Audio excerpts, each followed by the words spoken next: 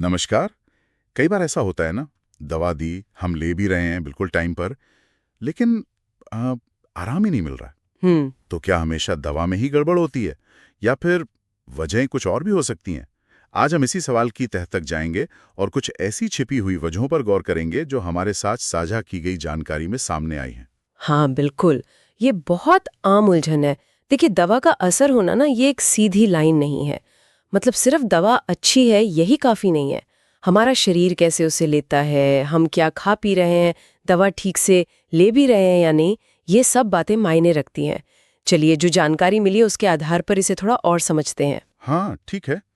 तो सबसे पहली बात जो शायद हम अक्सर ध्यान नहीं देते, दवा लेने का सही वक्त और साथ में क्या खाया जा रहा है। जानकारी में भी ये बात है कि कुछ दवाएं हैं जो खाली पेट ही बेस्ट काम करती हैं, जैसे आयरन की गोली वगैरह, और कुछ हैं जिन्हें खाने के साथ लेना ठीक रहता है ताकि पेट में दिक्कत ना हो, दर्द की दवाएं जैसे। हाँ, और ये सिर्फ पेट की जलन वाली बात नहीं है। कुछ खाने की चीजें ना दवा के शरीर में जाने के तरीके को, मतलब उसके एब्जॉर्प्शन को सीधा कम या ज्यादा कर सकती हैं। जैसे एक आम सा उदाहरण दिया गया है, दूध या दही। ये कुछ एंटीबायोटिक्स जैसे टेट्रासाइक्लिन का असर काफी कम कर देते हैं। अच्छा। हाँ, क्योंकि कैल्शियम दवा को पकड़ लेता है। इसी तरह वो अंगूर का रस होता है ना, ग्रेप फ्रूट जूस, हाँ हाँ। वो भी कई दवाओं का मेटाबॉलिज्म गड़बड़ा देता है। अच्छा। इससे दवा बॉडी में खतरनाक लेवल तक बढ़ सकती है। तो डॉक्टर से दवा लेते समय ये पूछना बड़ा जरूरी हो जाता है कि भाई खाने पीने में क्या परहेज रखना है। अरे बाप रे, ये तो वाकई ध्यान देने वाली बात है। मतलब यूं ही नहीं कहते कि चाय के साथ आयरन मत लो, इसके पीछे साइंस है। हाँ। अच्छा, अब आते हैं रेगुलैरिटी पर, मतलब दवा नियमित रूप से लेना। खासकर एंटीबायोटिक्स या फिर जो लंबी चलती हैं बीपी, शुगर की दवाएं, क्या सच में एक आध डोज मिस होने से इतना फर्क पड़ जाता है? हाँ, बहुत ज्यादा। जानकारी में इस पर काफी जोर दिया गया है। देखिए, एंटीबायोटिक्स में अगर डोज छूटा या कोर्स अधूरा छोड़ा तो बैक्टीरिया को मौका मिल जाता है दवा के खिलाफ, आप कह सकती हैं, ताकत बनाने का, रेजिस्टेंस डेवलप करने का। फिर अगली बार शायद वही दवा काम ना करे। और बीपी, शुगर जैसी बीमारियों में तो दवा का असर खून में उसके लेवल पे टिका होता है। डोज छोड़ा तो लेवल गड़बड़ाया और प्रेशर या शुगर एकदम से बढ़ सकता है, वो खतरनाक हो सकता है। तो नियमितता तो बहुत ही जरूरी है। समझ गया।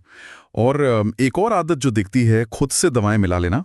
जैसे जुकाम की दवा चल रही है, साथ में सिर दर्द हुआ तो कोई और गोली ले ली, डॉक्टर से पूछा भी नहीं। सामग्री में इसके बारे में क्या चेतावनी है? ये तो बहुत गंभीर खतरा है और जानकारी इस पर साफ इशारा करती है। बिना डॉक्टर की सलाह के दवाएं मिलाना खतरनाक हो सकता है। मिसाल के तौर पर कुछ दर्द की दवाएं एनेसिड्स और बीपी की कुछ दवाएं आसी इनहिबिटर्स अगर साथ ले लीं तो किडनी पर बहुत बुरा असर पड़ सकता है। या फिर जैसे नींद की गोली ले रहे हैं या कोई एंटी एलर्जी दवा जिससे सुस्ती आती है, और साथ में खांसी का कोई ऐसा सिरप पी लिया जिससे और सुस्ती आती है, तो ये मिलकर बहुत ज्यादा बेहोशी या सांस लेने में दिक्कत तक कर सकते हैं। हर दवा का अपना असर है और उनका कॉम्बिनेशन क्या करेगा ये बताना मुश्किल है बिना डॉक्टरी जांच के। यानी ये जो सेल्फ मेडिकेशन है, ये वाकई बड़ा जोखिम भरा काम है। अच्छा, एक और पहलू है दवा की क्वालिटी। क्या इस पर भी शक करना चाहिए कभी? बिल्कुल करना चाहिए, और ये बहुत अहम है। जानकारी ये बताती है कि बाजार में नकली, घटिया क्वालिटी या फिर एक्सपायर हो चुकी दवाओं का खतरा है। कहीं कहीं तो ये समस्या काफी बड़ी भी हो सकती है। इसलिए दवा हमेशा भरोसेमंद जगह से ही लें, लाइसेंस वाली फार्मेसी से, ऑनलाइन हो या दुकान पर। खरीदते वक्त पैकेट ठीक से देखें, एक्सपायरी डेट तो जरूरी जांच लें। और हाँ, कभी कभी ऐसा भी होता है कि दवा बिल्कुल ठीक है, क्वालिटी भी सही है, लेकिन फिर भी असर नहीं कर रहे। ऐसा क्यों? हो सकता है बीमारी बढ़ गई हो या फिर शरीर ने उस दवा को सहना सीख लिया हो, मतलब टॉलरेंस डेवलप कर ली हो, या फिर रेजिस्टेंस आ गया हो, जैसा एंटीबायोटिक्स या शुगर की दवाओं के साथ हो जाता है। ऐसे में डॉक्टर से दोबारा मिलना बहुत जरूरी हो जाता है ताकि वो जांच कर सकें। तो मतलब सार ये निकलता है कि अगर दवा काम नहीं कर रही तो हमेशा दवा ही दोषी नहीं होती। दवा लेने का समय गलत हो सकता है, खाने पीने में लापरवाही हो सकती है, डोज छूट सकती है, दवाएं आपस में गड़बड़ कर सकती हैं, दवा की क्वालिटी खराब हो सकती है, या फिर शरीर में ही कोई बदलाव आ गया हो सकता है। ये सारी बातें मिलकर इलाज की कामयाबी तय करती हैं। बिल्कुल सही कहा। और इन सब बातों को समझना ना हमें अपने इलाज में सिर्फ एक पैसिव मरीज नहीं, बल्कि एक जानकार और एक्टिव हिस्सेदार बनाता है। हम डॉक्टर से सही सवाल पूछ सकते हैं, उनकी सलाह को बेहतर तरीके से मान सकते हैं और अपनी सेहत के प्रति ज्यादा जिम्मेदार बन सकते हैं। बिल्कुल। तो ये तो हुई वो वजहें जो दवा के असर को कम कर सकती हैं। और हाँ, चलते चलते एक सवाल मन में आ रहा है सोचने के लिए।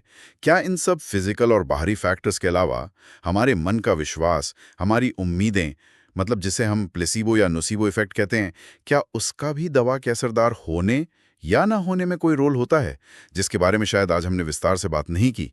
इस पर भी सोचना दिलचस्प होगा।